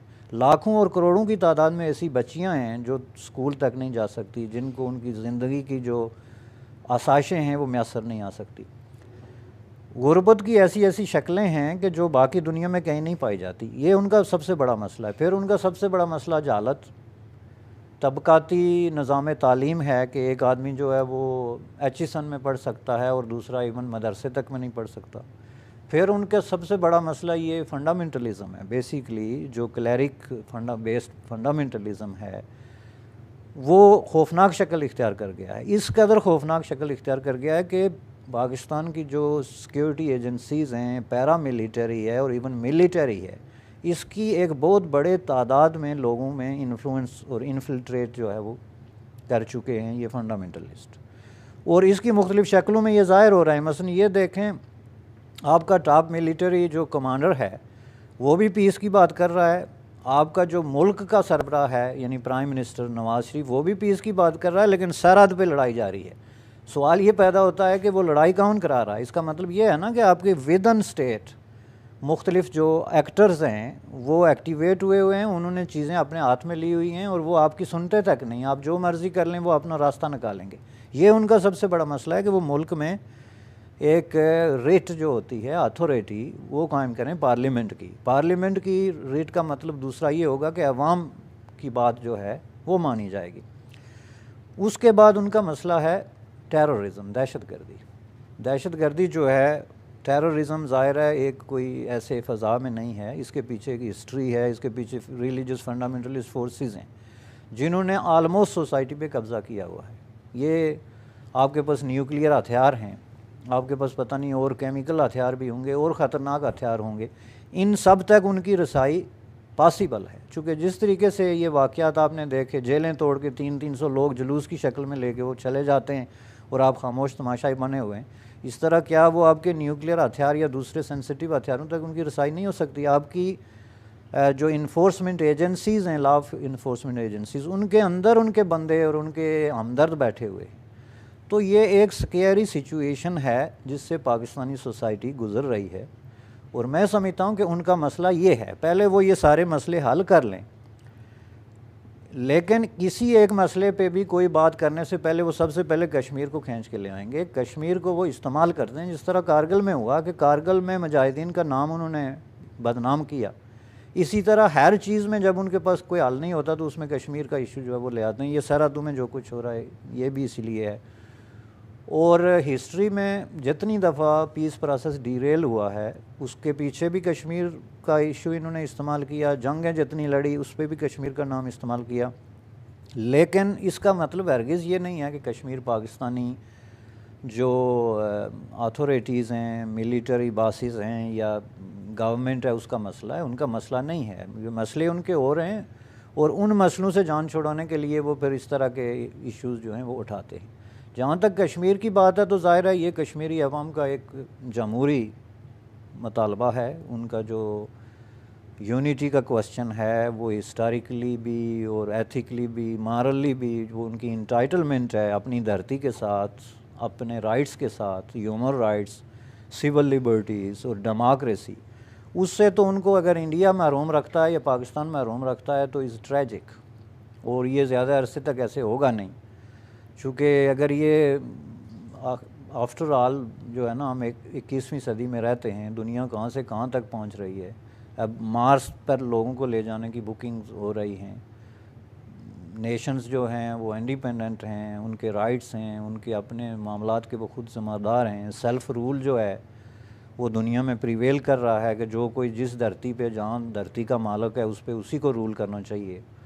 और वो ज़ाहिर कॉलोनियलिज़म और एक जगह से होकर दूसरे पे हुकूमत करने का सिलसिला जो है वो ख़त्म होता जा रहा है। और मैं समझता हूँ कि ये चीज़ कश्मीर पे भी अप्लाई होती है। और आप ये कह रहे थे कि जी इसका हल क्या है, तो इसका हल ये है कि इस तरह के सारे एडवेंचर्स जो हैं बंद हों। मिलिट्री जो है वो सिविल गवर्नमेंट और पार्लियामेंट के ताबे हो और उनकी मंजूरी और उनकी इजाज़त से जो भी हरकत कर सकते हैं, अगर करनी ज़रूरी है तो वो हो। अवाम का पैसा जो है वो मिलिट्री मशीन्स पे, टैंकों पे और असलाह पे खर्च करने के बजाय अवाम पे खर्च किया जाए, तो इसके साथ साथ कश्मीर इशू भी जो है वो रिज़ॉल्व हो जाता है। बिल्कुल सही कहा आपने mister Khan. Thank you so much for all your information. We have learned a lot. And thank you so much, viewers. We will see you guys next week. Thank you. बड़ी तादाद में ऊपर चढ़ना शुरू हुए पीक्स पे, और उनको ज़ाहिर टाइम लगा, चूँकि कोई लॉजिस्टिक ये लंबा बर्फ़ानी इलाका है। ऊपर जाते जाते पीक पे जब वो पहुँचे तो वहाँ जाके फिर उन्होंने पीछे से मज़ीद मदद मंगवाई, जिसका मतलब ये था कि मार्च अप्रैल तक जाके ना तो ये वहाँ पे बैठ चुके थे। लेकिन उस वक्त तक इंडिया को पता नहीं चला था। ये कहते हैं कि इंडिया को जाके मई के आखिर में या दरमियान में कहीं जो है ना वो पता चलना शुरू हुआ। वो भी इस तरह के जब मौसम थोड़ा साफ़ हुआ तो वहाँ पे जो है ना हमारे वो बकरियाँ और भेड़ें चरवाने वाले लोग वो घूमते फिरते हैं, तो उन्होंने कोई निशानात देखे कुछ इस तरह, तो उन्होंने बताया उनको कि ऐसे यहाँ पे कुछ लोग हैं। तो उसके बाद जाके इंडिया को ख़बर हुई। तो इसका मतलब ये है कि 3-4 महीने तक उनको ये पता ही नहीं था कि ऐसा कुछ हो गया है। और जब उनको पता चला तो गालिबन ये मई का जो है ना आखिरी अशरा जो है ना वो शुरू हो चुका था। Thank you, Mr. Khan. Viewers, we're going to take a short break here and we'll see you guys soon. Welcome back, viewers. हमारे साथ हैं बैरिस्टर हमीद पशानी साहब and we were talking about Kargil war. Mr. Khan, अभी आपने बताया कि इसका background दिया हमें कारगिल वॉर का। एक बात की अगर आप वजाहत कर दें, आई एम श्योर हमारी ऑडियंसेस भी जानना चाहेंगे कि पाकिस्तान ने जो मिलिट्री को भेजा था मुजाहिदीन के नाम पे, उसका कश्मीर इशू पे क्या असर पड़ा था? बहुत अच्छा सवाल है किरण। ये तो मैं समझता हूँ कि सबसे ज़्यादा जो असर किसी पे अगर पड़ा है तो वो कश्मीर पे ही पड़ा है, इस सारे एडवेंचर का। उसकी बहुत सारी वजूहत हैं। पहली बात यह है कि आप इसको कश्मीर की जो तहरीक एक अरसे से चल रही थी उसके पस मंज़र में आप देखें कि मिलिटेंसी जो है वो बहुत हद तक कम हो गई थी कश्मीर में। बल्कि बाज़ लोग तो ये भी कहते हैं कि कारगिल एडवेंचर की एक रीज़न ये भी थी कि जनरल जो है वो कश्मीर में इसको दोबारा जो है वो इंस्पायर मिलिटेंसी को इंस्पायर करने के लिए उन्होंने इस तरह का एडवेंचर किया कि इस तरह की सिचुएशन पैदा हो जिससे मिलिटेंट जो उनके दोबारा हथियार वो उठाएँ और मिलिटेंसी स्टार्ट करें। तो उस वक्त तक सिचुएशन 99 में ये थी कि काफ़ी हद तक मिलिटेंसी जो है वो कम हो गई थी। और कश्मीर इशू अब जो है वो पीस के प्रोसेस के हवाले से डिस्कस हो रहा था। इसके रेजोल्यूशन के बारे में भी डिस्कशंस थी। इंटरनेशनली भी ये था कि जी ये इशू जो है इसको किसी तरीके से रिज़ॉल्व होना चाहिए। लेकिन जब ये एडवेंचर हुआ तो उसके बाद इंडिया ने जो है इससे प्रॉपर ये फ़ायदा उठाया कि उन्होंने इंटरनेशनली प्रोपोगेट किया कि देखें जी हम तो पहले ही कहते थे कि कश्मीर में मुजाहिदीन कोई नहीं है, ये तो पाकिस्तान के मिलिट्री है जो ये सारी कभी प्रॉक्सी वार लड़ रही है और कभी खुद मुजाहिदीन के नाम पे जो है वो लड़ रही है। अब इसमें क्या था कि इसमें इनके पास तरदीद के लिए कुछ बचता नहीं है। उसकी वजह यह है कि अगर आप इस वार की गौर से देखेंगे हुआ क्या था कि आखिर वक्त तक, यानी जब इन पे काउंटर अटैक हुआ इंडियन मिलिट्री की तरफ से, तो ये ना तो अपनी फ़ौजें वहाँ पे भेज सके, ना ये अपनी एयर फोर्स को भेज सके, ना अपनी बड़े हथियार भेज सके, चूँकि इन्होंने आखिरी वक्त तक ये तस्लीम करने से इनकार कर दिया कि ये हम हैं। इन्होंने कहा ये मुजाहिदीन है, तो इसलिए हम तो अपनी मिलिट्री को या किसी तरीके से इनकी हेल्प तो नहीं कर सकते। लेकिन आखिरी वक्त तक जब ये उस पर इंसिस्ट करते रहे, आप उस वक्त देखें, आई वॉज़ रियली अमेज्ड कि उनके जो उस वक्त वज़ीर इत्तलात थे मुशाहिद हुसैन साहब, वो जनाब प्रेस कॉन्फ्रेंसिस में सामने ये कहते थे कि इसमें मिलिट्री की कोई इन्वॉल्वमेंट है ही नहीं, ये तो जनाब मुजाहिदीन है। ये मिलिट्री के जो स्पोक्स पर्सन थे उनके अब सारे इंटरव्यू ऑन कैमरा हैं, टीवी पे हैं, सारे रिकॉर्ड्स पे हैं, CNN इंटरनेशनल प्रेस में उठा के देख लें। आखिरी वक्त तक वो इस पे इंसिस्ट करते रहे कि जी ये मुजाहिदीन है। फिर क्या हुआ कि इन्होंने अपने जो फ़ौजी मारे गए उनकी लाशें इन्होंने वसूल करने से इनकार कर दिया कि नहीं जी हम तो लाशें नहीं ले सकते, चूँकि ये हमारे लोग नहीं हैं, तो हम ये लाशें लेके किधर जाएं। जब ये बात हुई तो ये गलगित बल्तिस्तान में नादरन एरियाज़ में लोगों ने जो है एहतजाज शुरू कर दिया कि भाई ये तो हमारे बच्चे हैं जो फ़ौजी यहाँ से गए हुए हैं, सबको पता था कि हमारे बच्चे जिन जिन के गए हुए थे, और आप लोग इनको भेज के उनको मरवा के तो अब कहते हैं कि हम उनकी लाशें नहीं लेंगे। तो ये जब बहुत ज़्यादा प्रेशर बिल्ट अप हो गया तो ख़ुद आर्मी के अंदर ज़ाहिर है एक ज़बरदस्त किस्म का एक इशू बन गया कि अब ये कैसे कर सकते हैं कि अपने सोल्जर्स को आप भेज के मरवा के तो उनकी बॉडीज़ तक लेने से इनकार कर दें। उसके बाद फिर इन्होंने जाके बॉडी वसूल करनी शुरू कर दी। वो पूरा कैमरे पे है, उसका आप जाके किसी भी जगह पे देख लें, यूट्यूब पे देख लें कि किस तरह पाकिस्तानी दस्ते जो हैं वो मार्च करते हुए गए, जाके उन्होंने बॉडी वसूल की, उनको पाकिस्तानी परचम में लपेटा, उसके बाद बाकायदा इंडियंस ने जो है उनको सलाम करके तो गुज़रने का वो दिया। तो सारी बॉडीज़ पूरे जाके यूट्यूब पे आप देखें, गिन सकते हैं आप पाकिस्तानी परचम में लपेटी हुई बॉडीज़ जो कि पाकिस्तानी सोल्जरों ने अपने कंधे पे उठा के उनको नीचे लाया। तो ये दुनिया देख रही थी। अब दुनिया ने ये कंपेयर किया कि भाई कल तो ये कह रहे थे कि ये तो मुजाहिदीन हैं, तो आज तो इन्होंने फिर ये अपने फ़ौजी जो हैं, और इसी पे बस नहीं किया इन्होंने, उसके बाद बहुत सारे फ़ौजियों को इन्होंने ले आके तो इनाम दिए, वो जो वार अवार्ड होते हैं ना जी, ये बहादरी का और इसका और वगैरह, और वो भी सामने तकरीबात मुनक्कद करके, खुफिया तौर पे नहीं। तो फिर लोगों ने ये पूछा कि कल तक तो आप ये कहते थे कि ये मुजाहिदीन हैं, और आज ये आप इनको फ़ौजी एजाज़ और ये सारी जो इनकी डेड बॉडीज़ ले रहे हैं, इनको पेंशन दे रहे हैं, ये कौन लोग? इसका मतलब आपके रेगुलर थे। इस चीज़ को फिर इंडिया ने, आप अगर उस वक्त इंटरनेशनल प्रेस मॉनिटर करके देखें, वाशिंगटन पोस्ट टाइप और इस तरह के बड़े बड़े अखबारात में, ब्रिटिश अखबारात ने, इंडिया ने इश्तिहार दिए बाकायदा कि जी ये हम लोग जो हैं वो टेररिज्म का शिकार हैं, और ये पाकिस्तान की रेगुलर आर्मी जो है इसने मुजाहिदीन के नाम पे ये काम किया। उस वजह से फिर जो मुजाहिदीन का अपना वर्शन है कि जी ये लड़ाई तो हम लड़ते हैं जी, इसमें तो पीछे कोई पाकिस्तान नहीं है जी, इसमें कोई फ़ौज नहीं है, नथिंग, ये तो हमारी अपनी जंग है, ये सारी कहानी जो है वो डैमेज हुई बुरी तरीके से। तो जिसका मतलब ये है कि कश्मीर इशू, जैसा कि आपने पूछा, इस पर क्या असर पड़ा कि दुनिया ने ये समझ लिया कि ये टेररिज्म की Pakistani state sponsored and military sponsored terrorism है, और इसके अलावा कोई मुजाहिदीन नहीं है, और इससे बड़ा प्रूफ कोई किसी को क्या दे सकता है। और मज़े की बात यह है कि जो मुजाहिदीन पाकिस्तानी मिलिटरी के इन्फ्लुएंस में हैं और उनके इन्फ्लुएंस में लड़ते रहे, उनकी प्रॉक्सी। अस्सलाम वालेकुम viewers, welcome to third opinion. मैं हूं आपकी होस्ट किरण मसूद और हमारे साथ हैं बैरिस्टर हमीद पशानी साहब। As we all know, he's a writer, he's a columnist, and he's an activist. How are you, Mr. Khan? I'm good, thank you. Viewers, जैसे कि आप जानते हैं कि हमने अपने पिछले सेगमेंट्स में बात की है इंडिया एंड पाकिस्तान वॉर के बारे में with reference to कश्मीर.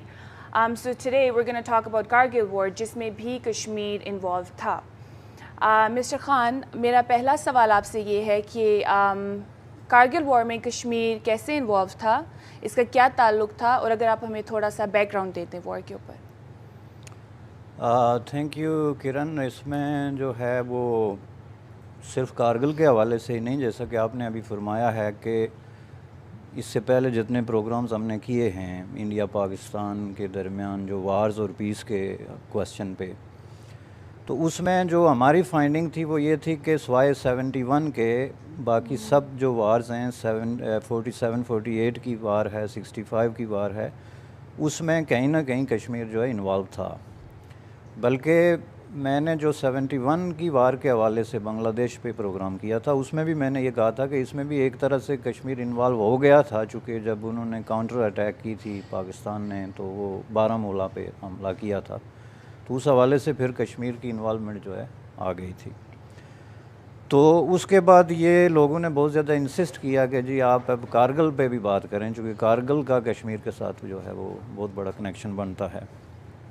तो कारगिल मैं समझता हूँ कि आप यूँ समझ लें कि उसकी तो सारा ताल्लुक़ ही जो है वो कश्मीर के साथ बनता है, और उसमें बहुत सारी चीज़ें जब आप इसकी बैकग्राउंड में जाते हैं तो आप देखते हैं कि ये स्टार्ट होने की जो इसकी जिस तरह के आपने बैकग्राउंड की बात की है, तो कुछ लोग तो इसकी बैकग्राउंड जो है वो ले जाते हैं 1984 पे, कि जब सियाचिन के हवाले से इंडिया ने जो है वो सियाचिन पे कब्ज़ा कर लिया, तो उसके बाद पाकिस्तानी जो मिलिट्री थी उनका ये प्रोग्राम था कि हमने किसी न किसी तरीके से इसका बदला लेना है, इसको रिवर्स करना है या कुछ इस तरह जो है। लेकिन मैं ये समझता हूँ कि असल बात जो शुरू होती है वो जब वाजपेयी साहब जो हैं वो पाकिस्तान आए और उन्होंने पाकिस्तान इंडिया के दरमियान जो है वो पीस प्रोसेस स्टार्ट करने की कोशिश की, तो उसके पीछे ज़ाहिर है नवाज़ शरीफ साहब की जो है वो काफ़ी बड़ी कोशिशें थी। नवाज़ शरीफ साहब की कोशिशें इसलिए थी कि नवाज़ शरीफ साहब का जो रोल था उनकी प्रीवियस जो गवर्नमेंट थी उसमें वो काफ़ी एग्रेसिव था ऑन क्वेश्चन ऑफ पीस। उनको एक तरीके से प्रो मुजाहिदीन भी समझा जाता था, कश्मीर में जो भी मिलिटेंसी थी उसका हामी भी समझा जाता था उनके प्रीवियस दौर में। तो मेरे ख़्याल में उन्होंने with the passage of time बहुत सारे जो है वो लेसन लर्न किया कि इंडिया पाकिस्तान के दरमियान टेंशन और मिलिटेंसी के बजाय पीस प्रोसेस जो है वो ज़्यादा फ्रूटफुल साबित हो सकता है दोनों कंट्रीज़ के लिए। तो इस हवाले से उन्होंने वाजपेयी साहब से जो है वो फिर एक तरह की कम्युनिकेशन की। उसी दौरान अब ये मज़े की बात ये है कि जो मिलिट्री जनरल थे वो ये वार प्लान कर रहे थे कि एक तरफ तो आपकी जो पॉलिटिकल लीडरशिप थी वो पीस प्रोसेस इनिशिएट कर रही थी, तो दूसरी तरफ जो मिलिट्री लीडरशिप थी वो जो है उन्होंने ये प्लान शुरू किया। अब ये ज़ाहिर है कि फरवरी की बात है 99 की, जब वाजपेयी और नवाज़ शरीफ साहब के दरमियान बस डिप्लोमेसी के हवाले से, लेकिन उससे पहले कहते हैं कि अक्टूबर में जो है वो जनरल ये चीज़ ऑलरेडी प्लान कर चुके थे, बल्कि ये प्लान पहले से मौजूद था लेकिन इसको उन्होंने रीएक्टिवेट करने का प्रोग्राम बना लिया था। जनरलों से मुराद क्या है कि वो सिर्फ जो है ना 3-4 लोग थे जो इसमें इन्वॉल्व थे।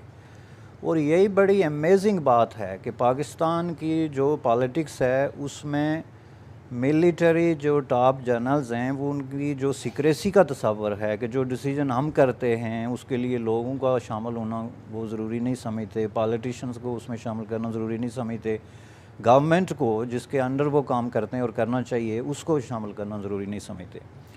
तो इसलिए ये बहुत अमेजिंग बात है कि 3-4 बंदे जो हैं इवन मिलिट्री के अंदर ही, लेकिन 3-4 लोग जो हैं जिसमें वो कोर कमांडर्स को शामिल नहीं करते, उनकी ओपिनियन नहीं लेते, बल्कि जो DIG उनके जो डायरेक्टर जनरल मिलिट्री है या डायरेक्टर जनरल इंटेलिजेंस है उन तक को भी खबर नहीं होती कि कोई इस तरह का प्लान जो है बन रहा है, जो कि बहुत ही अनयूजुअल किस्म की बात है पूरी दुनिया की मिलिट्री हिस्ट्री में कि कोई एक मिलिट्री ऑपरेशन जो है इनिशिएट कर रही हो, लेकिन उसकी जो इंटेलिजेंस एजेंसीज़ हैं, मिलिट्री इंटेलिजेंस एजेंसीज़, उनको खबर तक ना हो। बाज़ लोग तो ये भी कहते हैं कि इवन ISI तक को जो है वो इसकी उन्होंने खबर नहीं होने दी कि हमको इस तरह की प्लानिंग जो है वो कर रहे हैं। तो ये आप यूँ समझ लें कि उन्होंने इसको सीक्रेट रखा, चूँकि उनको ये खौफ था गालिबन कि अगर ये बात लीक हो गई तो एक तो पॉलिटिशियन इसको रोकेंगे, वो हमें इसकी इजाज़त नहीं देंगे, इंटरफेयर करेंगे इसमें, और दूसरा मुमकिन है वो ये भी समझ रहे हों कि इस तरह फिर इंडिया को जो है वो ख़बर हो जाएगी। अब इसमें मज़े की बात क्या थी कि ये हुआ कैसे, कि ये बिल्कुल आप यूँ समझ लें कि एक्शन रीप्ले था सियाचिन का, कि पहले जब सियाचिन पे जो पीक थी उस पे पाकिस्तान जो है उसकी फ़ौजी होते थे समर में और विंटर में वो नीचे आ जाते थे, और जब उस वक्त वो नीचे आए विंटर में 84 में, तो उस वक्त इंडिया के फ़ौजी जो हैं वो वहाँ जाके बंकरों में बैठ गए, चूँकि बंकर खाली पड़े थे। तो ये जब वापस इन्होंने जाके देखा तो वो तो ऑक्यूपाई हो चुके थे। बिल्कुल वही एक्शन रीप्ले था कि ये कारगिल पे जो चेक पोस्टें थी उस पे जो इंडियन मिलिट्री मैन थे वो वापस नीचे चले जाते थे इसमें विंटर में। तो इन्होंने कहा कि अब की बार ये जब नीचे जाएंगे तो हम जाके जो है उस पर बैठ जाएंगे। तो इसलिए इन्होंने इसको सीक्रेट रखा ताकि इंडिया की तरफ से उनको खबर ही ना हो कि हमने ये क्या कर लिया। तो फिर इन्होंने अपने जो सोल्जर्स थे, जो ऑफिसर्स थे, उनको भेजा और वो जाके बैठ गए। लेकिन इसमें जो सबसे इम्पॉर्टेंट तरीन चीज़ है और जो क्वेश्चन आपने किया था कि कश्मीर से इसका क्या ताल्लुक है, ये ज़्यादा इम्पॉर्टेंट है, चूँकि ये सिर्फ 4 लोगों को पता था कि ये हमारे मिलिट्री मैन हैं। बाकी पूरी दुनिया को ये बताया गया कि ये कश्मीरी मुजाहिदीन है, जो मतलब फोकल पॉइंट है इस सारी डिस्कशन का। उन पे मज़ामीन जो है ना, उनका एक अंबार है कि जी हम हिंदुस्तान को ये कर देंगे। दूसरी तरफ से उनके प्राइम मिनिस्टर साहब हैं, उनकी सबसे बड़ी ख्वाहिश ये है कि हिंदुस्तान हमारे साथ टेबल पे बैठे ताकि हम मुख्तलिफ इशूज़ पे बात करें। और ये एक तरफ इनका ये एक सेक्शन है प्रेस में, मिलिटरी में फंडामेंटलिस्ट फोर्सेस हैं, डे पे डे बना रहे हैं जी, यूम फ़तह, यूम दफ़ा और यूम पता नहीं क्या क्या। और इस तरीके से जो है मैं समझता हूँ कि इज़ वेरी अनफॉर्चुनेट कि बर सग़ीर के अंदर एक इतनी बड़ी सेक्शन जो है सोसाइटी की, वो फुल टाइम पीस के ख़िलाफ़ जो है वो एक्टिव है। और उसकी वजह से हमारी नस्लें जो हैं, ये अभी प्राइम मिनिस्टर नवाज़ शरीफ ने जो कहा कि ये हम पैसे जो असला पे और ये फ़ौजियों पे खर्च कर रहे हैं, यही हमें गुर्बत से निपटने के लिए करना चाहिए। मैं समझता हूँ कि काफ़ी सेंसिबल अप्रोच है।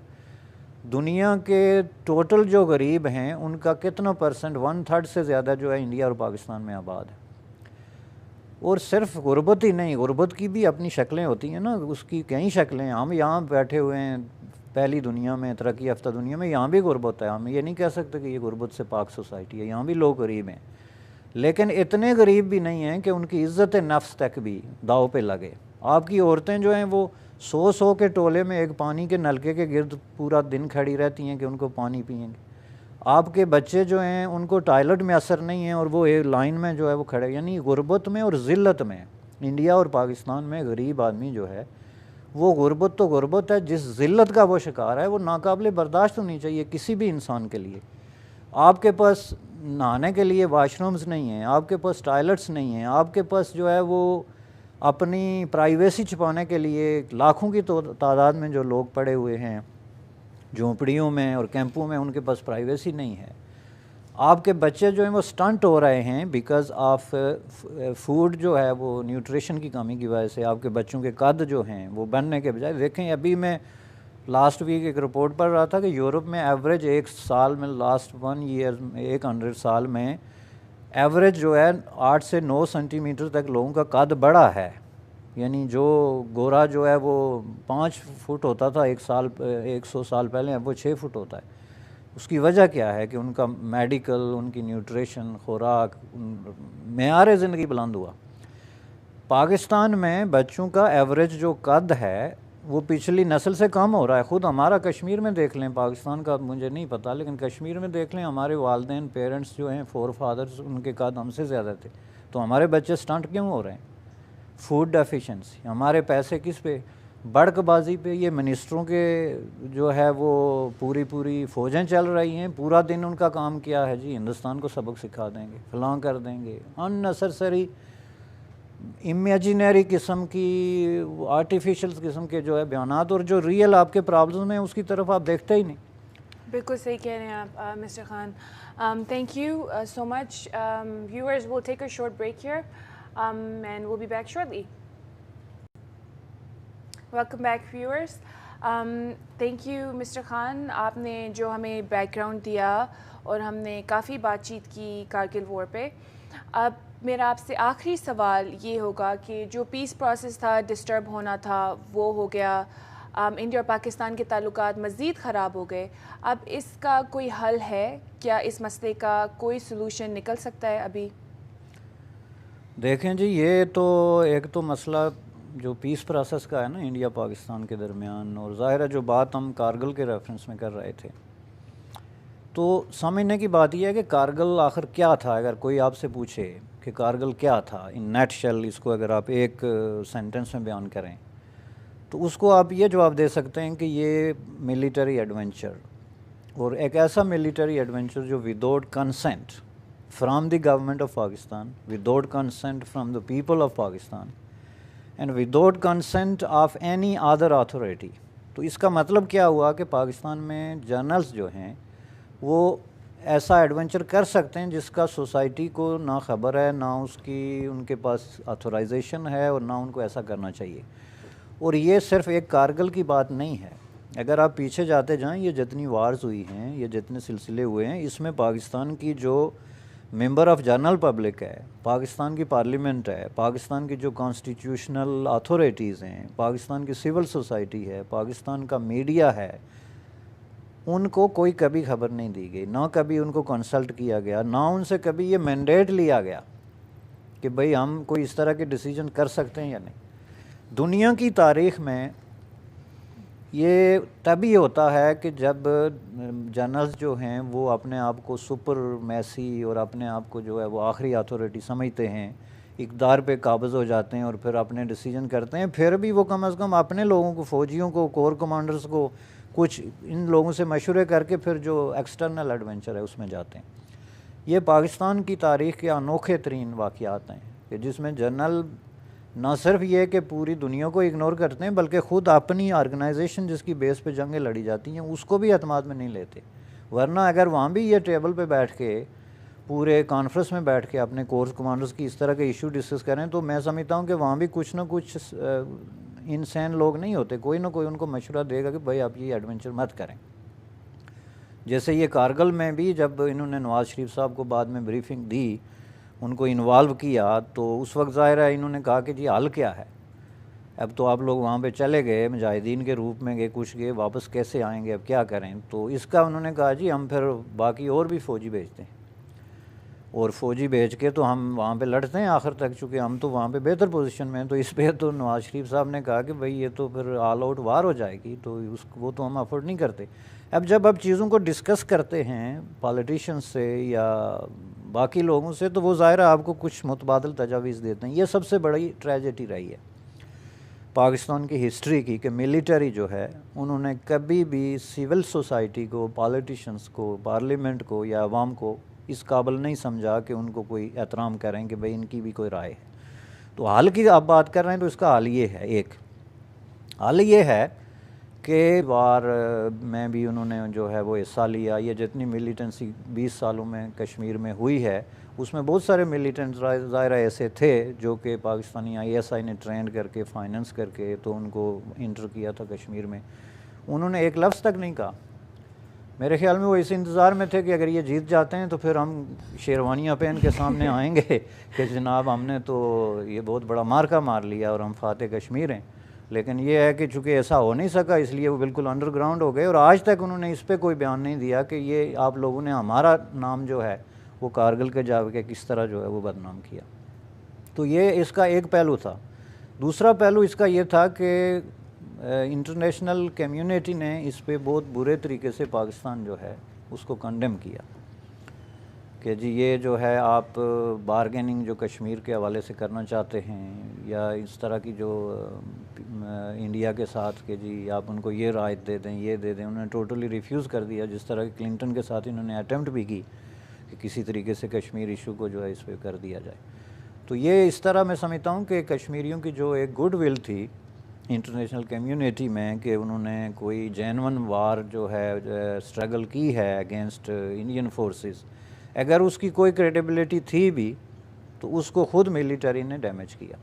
और ये जब नवाज़ शरीफ साहब मुज़फ़्फ़राबाद गए थे बाद में as a political leader, not as a prime minister, तो वहाँ पे उन्होंने मुज़फ़्फ़राबाद जो कैपिटल है आज़ाद कश्मीर का, उसमें तकरीर करते हुए ने कहा था कि कश्मीर काज को जितना पाकिस्तान मिलिट्री ने डैमेज किया है इतना इंडियन मिलिट्री ने नहीं किया। तो इस पे जो है बहुत शोर पड़ा था पाकिस्तान में कि जी ये देखें नेशनल लेवल के लीडर हैं, उस वक्त ये प्राइम मिनिस्टर नहीं थे, तो ये कहते हैं कि हमारी अपनी फ़ौज ने इसको डैमेज किया। लेकिन उन्होंने बिल्कुल अपने तजर्बे की रोशनी में और ख़ुद अपना आंखों देखा हाल इंटरनेशनली जो है वो बयान किया था, चूँकि उस वक्त वो प्राइम मिनिस्टर थे जब ये एडवेंचर हुआ था। तो उन्होंने ख़ुद देखा कि इस एडवेंचर की वजह से कश्मीर काज जो है ये बहुत बुरे तरीके से डैमेज हुआ है। और ये मिलिट्री इससे ज़्यादा कोई, इसको आप एक सुसाइडल अटैक कह सकते हैं ऑन कश्मीर इशू जो उन्होंने किया। और उसके बाद इन्होंने कहा जी अब नवाज़ शरीफ साहब का फ्यूचर पाकिस्तान की पॉलिटिक्स में ख़त्म हो गया, चूँकि अब कभी मिलिट्री उसको वापस नहीं आने देगी। लेकिन ऐसा नहीं हुआ, चूँकि फिर नवाज़ शरीफ साहब अब देखें अब प्राइम मिनिस्टर बन गए, और अब उनका मैंडेट ये था कि मैंने पीस प्रोसेस इनिशिएट करना है दोबारा, और 99 की पोजीशन से करना है जब वाजपेयी साहब के साथ उन्होंने बस डिप्लोमेसी शुरू की थी। तो इसका मतलब दूसरे अल्फाज में यह है कि पाकिस्तान के जो अवाम हैं, आम आदमी है, वो कोई वार मोंगर नहीं है, वो इंडिया के साथ पीस चाहते हैं। और इसीलिए उन्होंने इसी मैंडेट ही नवाज शरीफ को, इसका सबसे बड़ा नारा ये था उसका, जो 3-4 पॉइंट थे उनके, उनमें से एक ये था कि हमने इंडिया के साथ पीस जो है रीनेगोशिएट करना है, 99 की पोजीशन पे वापस जो है रिलेशनशिप जो है उसको लेके जाना है। वो मुंतखब होके आ गए, और जो ही वो मुंतखब होके आए, मज़े की बात ये है, तो आप देख लें कि उनकी ये एज ए प्राइम मिनिस्टर, अभी प्राइम मिनिस्टर हाउस में उन्होंने कदम रखा था कि कश्मीर के बॉर्डर्स पे फिर जो है वो सिचुएशन शुरू हो गई, इधर से शेलिंग शुरू हो गई, उधर से शेलिंग शुरू हो गई, एक दूसरे के वो है वो फ़ौजी अगवा होके मार के फेंकने शुरू कर दिए। अब दिस इज़ रियली शॉकिंग कि आप देखें पाकिस्तान के अंदर किस तरह वार मोंगर्स जो हैं, फंडामेंटलिस्ट फोर्सेस, उन्होंने इस इशू पे कब्ज़ा किया हुआ है कि पीस या वार का जो क्वेश्चन है इस पे वो पॉलिटिशियंस के हाथ बांध देते हैं। कि जब उन्होंने देख लिया कि अब ये एक दफ़ा तो इन्होंने इस पे सुसाइडल अटैक करके पीस प्रोसेस को रोका था मुशर्रफ साहब ने कारगिल पे जाके, जिसको मैं नहीं कह रहा एज ए कश्मीरी, ख़ुद इनके अपने टॉप लीडरशिप जो है, बेनज़ीर भुट्टो ने इसको हिस्ट्री का सबसे बड़ा डिज़ास्टर करार दिया था। ख़ुद नवाज शरीफ साहब तो खैर इसके विक्टिम थे, इसकी वजह से इनकी हुकूमत गई, वो तो कुछ भी कह सकते थे, लेकिन इट वाज ट्रेजिक जो इन्होंने एडवेंचर उस वक्त किया पीस प्रोसेस को डीरेल करने के लिए, कारगिल एडवेंचर करके। और फिर दोबारा जब ये नवाज शरीफ साहब आए तो ज़ाहिर है मिलिट्री में जो वार मोंगर्स हैं या प्रो मुजाहिदीन हैं या फंडामेंटलिस्ट फोर्सेस हैं, उन्होंने देखा कि भाई ये तो फिर वही शुरू कर दिया इन्होंने, तो इन्होंने अचानक टेंशन इस हद तक बढ़ा दी।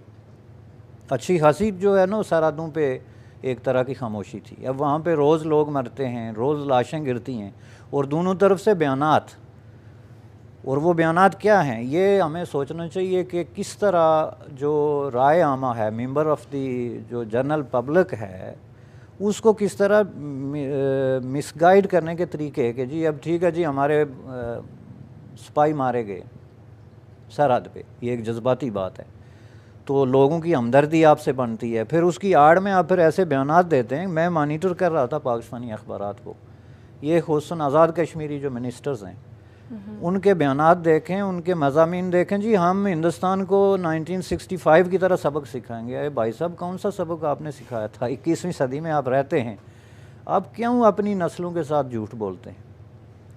उनको क्यों आप जो है वो मिसगाइड करते हैं, उनको हक़ाइक़ से दूर क्यों कर रहे हैं? हक़ाइक़ का सबको पता है। 65 में आपका जो ऑपरेशन जिब्राल्टर था वो हिस्ट्री का सबसे बड़ा ब्लंडर था, जिसको खुद आपके पॉलिटिशियन जो है वो कह रहे हैं।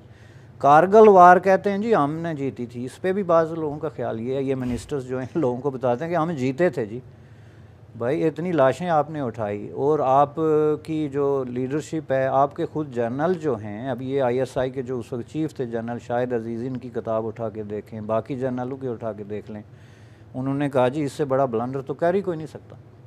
और उस ब्लंडर को आप लोग जो है वो अपनी फतह करार देते हैं, और फिर उसकी बुनियाद पे लोगों को बताते हैं कि देखें जी ये सरहदों पे अगर हिंदुस्तान बाज ना आया तो हम इसे फिर सबक सिखाएंगे। यानी ये एक ऐसी चीज़ है जिस पे मैं समझता हूँ कि अवाम को अब खामोश नहीं रहना चाहिए, और उनको देखना चाहिए कि ये हमारे जो पॉलिटिशियंस हैं ये क्या बेच रहे हैं, किस तरह ये मसनूई किस्म की टेंशन क्रिएट करके सरहदों पे फिर उसको बुनियाद बना के बयानात देते हैं, चूँकि एक जस्टिफिकेशन बनती है।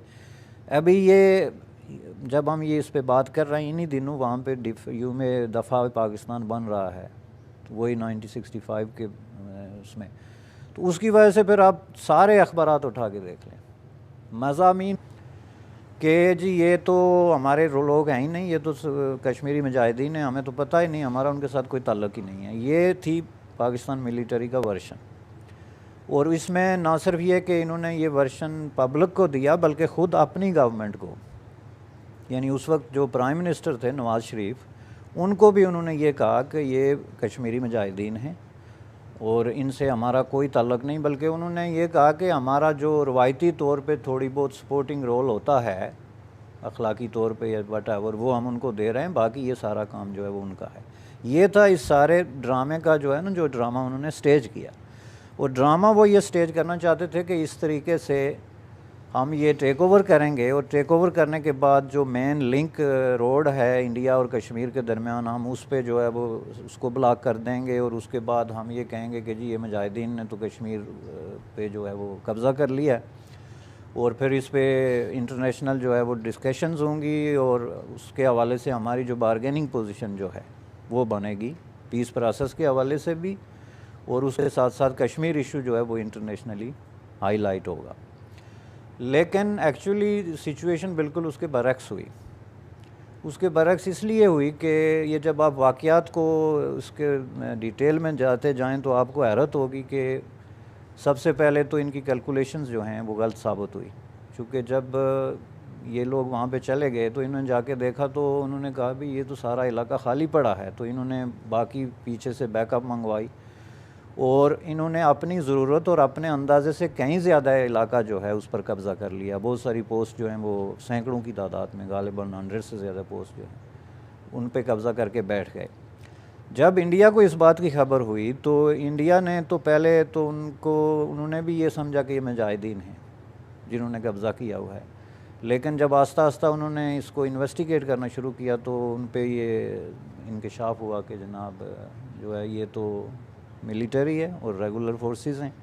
और उसकी वजह ये थी कि इसके मल्टीपल रीज़न थी कि उनको कैसे पता चला। एक तो ये जो कम्युनिकेशन थी वहाँ पोस्टों से बैकअप की तरफ रेडियो वगैरह जो हो रहा था, वायरलेस से वो टेप हो रही थी, और दूसरा ये है कि ख़ुद मुशर्रफ साहब की अपनी कम्युनिकेशन अपने जर्नलों के साथ जो है वो जब चाइना के टूर पे थे तो वहाँ किसी होटल में उन्होंने वापस जो है वो फ़ोन किया GHQ में, और वो सारी कन्वर्सेशन जो है वो रिकॉर्ड हो गई। और वो कन्वर्सेशन जो है उसमें उन्होंने वाज़े तौर पे इसका उससे लगता था कि ये जो है रेगुलर मिलिट्री लोग हैं। तो इसके बाद फिर ज़ाहिर है इंडिया के लिए ये एक मसला बन गया मिलिट्री टू मिलिट्री, और उनको पता चल गया कि मुजाहिदीन का इसमें जो है ना वो कोई सिले से रोल ही नहीं है। फिर उन्होंने इसको बिल्कुल मिलिटरीली जो है डील करने का प्रोग्राम बनाया। उन्होंने अपनी फ़ौजें लाखों की तादाद में जो है वो भेज दी, अपने टैंक भेज दिए, तोपें भेज दी, ऊपर से एयर फोर्स वगैरह जो है उसको भेज दिया, और ये बाकायदा जो है ऑल आउट वार जिसको आप कहते हैं उसमें कन्वर्ट हो गई। और हैरत की बात यह है कि इन्होंने ये वार स्टार्ट होने से कुछ अर्सा पहले तक यानी मई तक भी ये तस्लीम नहीं किया। नवाज़ शरीफ साहब को ये ब्रीफिंग्स देते रहे कि उधर कश्मीर में गड़बड़ है वगैरह वगैरह, लेकिन उन्होंने नहीं बताया कि ये हमारा जो है हम इस हद तक जो है ना वो ट्रैप हो चुके हैं। तो जब ये बात सामने आई तो ज़ाहिर है पॉलिटिकल लीडरशिप के लिए ये बहुत बड़ी सेटबैक थी, क्योंकि वाजपेयी साहब ने नवाज़ शरीफ साहब को फ़ोन करके कहा कि आप तो एक तरफ तो बस डिप्लोमेसी और अमन की बात कर रहे हैं और दूसरी तरफ आपने फ़ौजें भेज दी हैं जो है वो कारगिल में, और वो ये मानने के लिए ज़ाहिर तैयार नहीं थे कि प्राइम मिनिस्टर की अगर कंसेंट नहीं लेकिन उसकी नॉलेज में लाए बगैर मिलिट्री इतना बड़ा ऑपरेशन जो है वो कर सकती है। तो ज़ाहिर है कि उसके बाद फिर ये आप यूँ समझ लें कि काफ़ी अरसे बाद एक बहुत लंबे जमूद के बाद इंडिया पाकिस्तान के दरमियान जो पीस नेगोशिएशन शुरू हुई थी वो बुरे तरीके से डिस्टर्ब हो गई, चूँकि ज़ाहिर है उसके बाद एक वार की सिचुएशन थी, और पीस तो अपनी जगह अब इस वार को ही कंटेन करना और इसकी जो असरात हैं उससे बचने के लिए फिर जो है वो नवाज़ शरीफ साहब ने भाग दौड़ शुरू कर दी और अमेरिका को उसमें इन्वॉल्व किया, जिसके बाद क्लिंटन ने जो है इसमें मदाखलत की, उन्होंने वाजपेयी से बात की, इधर भी बात की, और किसी न किसी तरीके से उसमें मेन पॉइंट ये था कि इन्होंने कहा कि हमें जो है किसी तरीके से इस सिचुएशन से बाहर निकलने में मदद करें। तो फिर इन्होंने विड्रा किया और काफ़ी बड़े पैमाने पे जो है वो लोग इसमें मारे गए, जिसमें ज़्यादातर गरीब लोग थे, गलगित बल्तिस्तान से, नादरन एरियाज से, लो रैंकिंग जो उनके ऑफिसर्स थे या बिल्कुल ही सिपाही थे वो मारे गए। तो इस हवाले से एक बड़ी ये टेरिबल और शॉकिंग बात है कि किस तरह जनरल जो हैं, चूँकि वो ख़ुद वार में उनकी कोई इफ़ेक्ट होता नहीं, तो उन्होंने बग़ैर सोचे समझे किसी ठोस मनसूबाबंदी के बग़ैर अपने सिपाहियों को, छोटे ऑफिसर्स को जो है वो जंग की भाटी में झोंक दिया, जिसकी वजह से इतने बड़े पैमाने पे लोग मारे गए। और न सिर्फ लोग मारे गए बल्कि इसमें एक ज़बरदस्त तरीके से जो है वो पीस प्रोसेस जो है वो डैमेज हुआ। तो ये सिचुएशन है इसकी बैकग्राउंड की।